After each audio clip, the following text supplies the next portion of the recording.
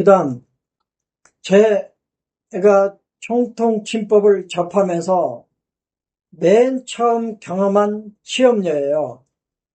제 오른쪽 승모근이 가끔 쥐나는 것처럼 아파요. 이걸 고쳐보려고 참 침도 많이 넣어보고 몸이 삐뚤어져서 그런가 하고 체조도 많이 해봤는데 안 들었어요. 근데 이게 왜 오게 됐느냐면 한의대에서 공부할 때 방향키를 1000번, 2000번, 3000번씩 내리면서 공부를 하다 보니까 이게 생긴 병이었어요. 그런데 총통에서 근육이 어쩌고 저쩌고 하면 경락, 경근, 소통방을 쓰라 그래요. 그래서 제가 진단이고 뭐 할 것 없이 대표열인 이묵, 후계, 중조, 현간 이 4개의 유목혈에 침을 놓았는데 정말 한 번 놓으니까 알겠더라고요. 좋아지는 걸. 2번 놓고 나와버렸어요. 그러니까 제가 이거 뭐가 있긴 있나 보다. 그리고 그 다음부터는 어깨가 뭐 움직이는 게 불편해요. 뭐 자꾸 뭐 죽여나려고 그래요. 그러면 유목혈 쓰는 거예요. 이걸 제가 밀양으로 이사 갔지만 밀양에 어떤 분한테 가르쳐 드렸더니 그분이 안마사 맹학교 나온 분이니까 사람들이 어깨 아프면 나와서 안마를 해달라는 거예요. 물론 돈도 안 내고. 그런데 그렇게 안마를 해줘도 잘 치료가 되지 않던 오십견, 무슨 변비통, 그 다음에 목 돌리기 어려운 승모근통 이런 증상이 있는 사람들이 목혈, 토혈 조합만 놓아주면 다들 좋아진대요. 그 사람들 하는 말이 그렇게 제압을 해도 안 났던 게 어떻게 침 몇 개 놓았다고 이렇게 나아지냐고. 그래서 그분은 지금도 유목혈하고 곡지삼리 이 토혈조합 명방이주라고 지금도 쓰고 있어요. 그만큼 효과가 좋고요. 제가 이 경험을 한 다음에 50변 환자가 와도 일단 움직이는 게 불편하잖아요. 그래서 이묵, 부계, 중조, 삼간 놓아보세요. 그랬더니 어떤 원장님도 죽어라고 제압하는 것보다 낫대요. 그렇게 얘기를 하더라고요. 한번 써보시면 좋겠다. 또 우리가 경락진을 했더니 밤 견정이 아파요. 그러면 후소양 아니면 족소양이잖아요. 그러면 이 사람은 경락병이구나. 그러면 질문을 해야죠. 어떻게 아프시죠? 혹시 움직일 때 아프세요? 아니요. 그러면요. 가만히 있으면 욱신욱신 쓰시나요? 아니요.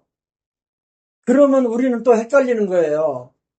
움직이는 게 불편하다면 목혈 쓰겠는데 가만히 있어도 쑤시고 아프다 그러면 화열 쓰겠는데 질문을 해보니까 이것도 아니고 저것도 아니래요. 그런데 하여간 불편하대요. 어깨가. 그런데 경락 진단을 해보니까 담 견종 쪽이에요. 그래서 어느 원장님이 호혈을 써봤대요. 천정, 삼리. 그랬더니 천정, 삼리에 침나도 바로바로. 천정, 삼리에 지압을 해줘도 바로바로. 여러 사람을 해봤는데 정말 잘 풀리더라 그러네요. 그래서 저도 그다음부터는 이게 움직이는 것도 되는데 가만히 있어도 아무렇지 않는데 뭔가 괴로워 죽겠는 거예요. 그래서 제가 다리가 그래서 위중 족삼리에 침나서 한번 또는 족삼리 곡조에 침나서 한번 굉장히 편해진 경험을 한번 말씀드린 적이 있어요. 그렇게 활용을 한번 해보시고 그 다음 취업예 아까 말씀드렸지만 어깨가 아파서 왔다고 쳤을 때 어떤 동작이 불편하세요? 이건 바른 진단이 아니래요. 어떤 동작을 할 때 아픈 자리가 어디세요? 그래서 제가 아까 시작할 때 말씀드린 거예요. 저는 대장 경락의 문제로 보여지는데 경락 진단에 거골 압통이 없어요. 경락 진단에는 소양 경락 담 견정 압통이 나와요. 그래서 동작을 하면서 이쪽 방향 저쪽 방향 움직이면서 눌러보니까 수소양 3초에 결렬이 제일 아프더라고요. 아, 이거구나 하고 그렇게 진단을 해봤고요. 그 다음 50견 총통침법에서는 양방에서 가져온 병명은 의도적으로 무시를 해요. 이 50견이라는 이름도 제가 지금 붙여놓은 거예요. 처방을 보니까 중저 이묵이에요. 그러면 움직이는 게 불편하다는 뜻이잖아요. 또 보니까 액문 통곡을 썼어요. 염증성 통증이 있다는 뜻이잖아요. 읽어볼게요. 어느 경락, 어느 장부의 병인지는 모르지만 일단 환자가 움직이는 게 너무 힘들대요. 그럼 목혈. 가만히 있어도 수시가 아프대요. 그러면 화열. 목혈, 화열 조합을 써야지 하고 머릿속에 혈 조합은 떠올랐어요. 35세 여자. 갑자기 팔이 잘 올라가지 않는다. 갑자기란 표현 속에 염증 상태란 뜻이에요. 그러면 잘 올라가지 않는다. 굴신자통, 굴신분리, 목혈. 갑자기 생긴 증상이다. 그러면 염증 단계이니까 화열. 그러면 화열, 목혈 조합은 됐어요. 그런데 수소양 3초에서는 열을 처리하고 염증을 처리하는 혈이 화열 조합이 아니고 액문 통곡 수열 조합이라고 그랬죠. 증상이 발생한 지는 2주가량 지났다. 팔을 30도 이상 올리지 못한다. 대표적인 50견 증상이죠. 통증이 심하여 팔을 어찌해야 할지를 모르겠다. 염증이 현재 활동 중인 염증이에요. 그래서 목혈, 경락, 경근의 문제, 염증성 통증의 문제라고 생각했는데 여러 동작을 시켜보니까 어디가 아프다 그러냐면 담 견정, 그 다음에 결려혈이 아프대요. 담 견정은 소양 경락의 진단점이잖아요. 수소양, 족소양. 그런데 또 환자가 짚어주는 자를 보니까 노유와 견우 사이에 있는 결려혈이 아픈 거예요. 삼각근, 후연. 그래서 수소양 3초의 문제로 보고 복진도 해보니까 전중 성문 압통이 다행히 있었네요. 전중 압통이 있었다는 뜻은 이 사람에게 칠정 기울 상화열이 있다는 뜻이에요. 아마 여러 복진이 나왔을 거예요. 그렇지만 일단 경락진을 해보니까 수소양 3초의 문제로 보여졌어요. 그러면 여러 복진 때문에 혼란을 일으키지 말고 성문 전중 압통을 근거로 견정 결려 압통을 근거로 수소양 3초로 확진하는 거예요. 그러면 어느 조합을 쓸 건지는 아까 나왔죠. 움직이는 게 30도밖에 안 올라간다. 그러면 목혈. 팔을 어떻게 해야 될지 모를 정도로 수시가 아프다. 그러면 염증인데 수소양, 수토양에서는 수혈 조합으로 치료한다 그랬죠. 액문 통곡 50견이 틀림없는 게요. 17번 치료했대요. 이게 삐어서 온 견관절 염좌 같으면 이렇게 오래 안 가죠. 그리고 50견이 가장 고통스러운 시기는 발병 한 달이에요. 왜냐하면 염증이 현재 활성화되어 있는 상태라서 그래요. 그 다음 치료제 구안와사. 구안와사는 안면신경 마비잖아요. 안면신경 마비 특징은 눈이 안 감겨요. 그리고 눈물이 나와요. 입이 꼭 다물어지질 않아요. 그래서 침이 흘러내려요. 그 다음에 볼태기를 부풀려서 휘파람을 못 불어요. 근육이 힘이 없어서. 또 한쪽으로 끌려갔어요. 그러면 구안와사의 1번 증상은 근육의 증상이에요. 근육의 증상. 그러면 목혈조합을 쓰는 거고요. 만일에 급성기라서 열감이 느껴지면 화열조합을 쓰는 건데 열흘 보름 지나면 안면신경마비는 낫기 시작하는 단계로 넘어가요. 그러니까 사실은 다른 데서 한 보름 치료받고 온 안면신경 환자가 마비 환자가 제일 고마운 거예요. 안면신경마비는 거의 99% 낫는 병이에요. 그런데 언제부터 낫느냐? 보름쯤 지나면 낫는 속도가 붙어요. 그런데 다른 데서 한 보름 치료받고 왔어요. 그러면 병의 대부분은 앞에서 고쳐놓고 고쳤다는 소리는 내가 듣는 거예요. 잘 생각해 볼 일이죠. 그래서 마취가 덜 풀린 것처럼 감각이 좀 둔해요. 또 약간 부어있기도 해요. 저리저리해요. 그러면 피모소통방인 금혈조합. 움직이는 게 문제가 생겼으니까 목혈조합.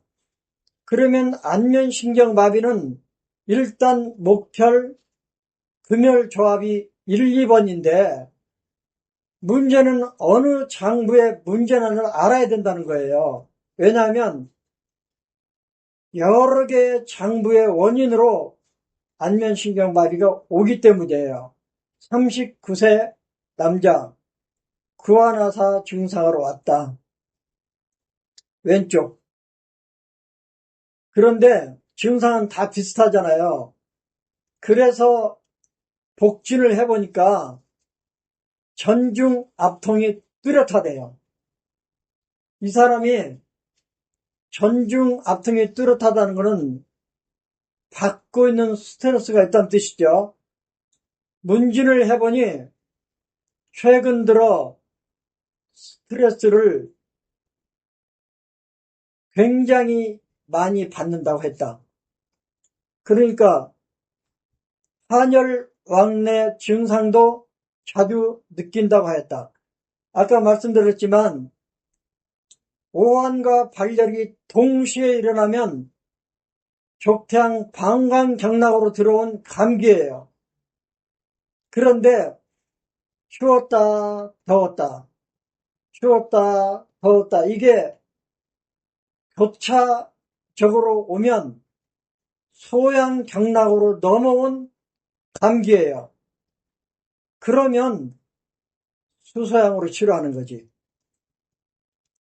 전중 압통도 있고 한혈왕래도 있다는 말을 듣고 수소양 3초의 문제로 보고 그렇게 치료했대요.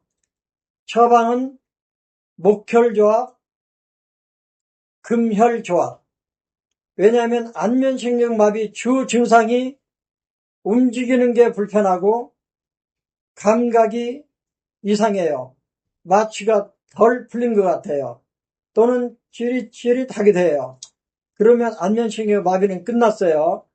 그 다음에 인후, 목구멍이 특별히 열이 나면, 목구멍에 열이 차면 목이 부어요. 목이 아파요. 목구멍이 아파요. 그러면 사암침에서 명방이 3초 정격이에요. 목구멍을 지나가는 경락이 육부 양경락에서 방광 빼고 오장 음경락에서도 다 지나가는데 왜 3초의 정격이 명방이 되는가?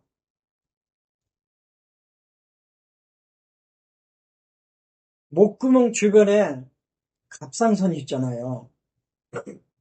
그리고 목구멍 주변에 임파선이 굉장히 많아요. 목구멍 주변에 임파선이 많다는 뜻은 목구멍 주변에 생기는 증상을 치료하기 위한 면역 시스템이잖아요. 3초는 수도이고 그 수도를 흐르는 액체는 임파액이라고 그랬어요. 임파액은 면역과 관계된 물질이라고 그랬어요. 그런데 일단 목에서 열감이 느껴지고 목이 아프면 3초로 명방이 나오는데 우리는 그렇게 안 하죠.